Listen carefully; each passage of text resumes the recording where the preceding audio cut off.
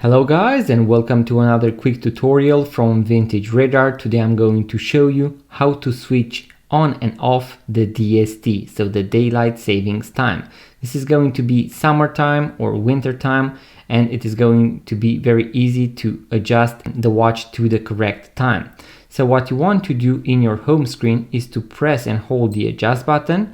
You are going to hear a small beep and we are going to see the seconds flickering.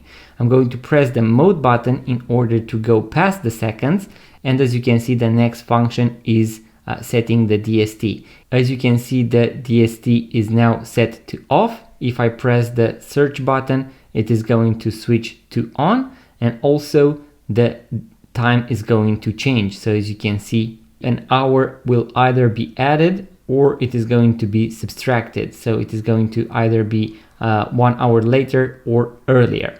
After you have set correctly your DST, so on or off, you are going to press the adjust button in order to finalize the process, and now your time should be shown correctly, so either with the DST on or off.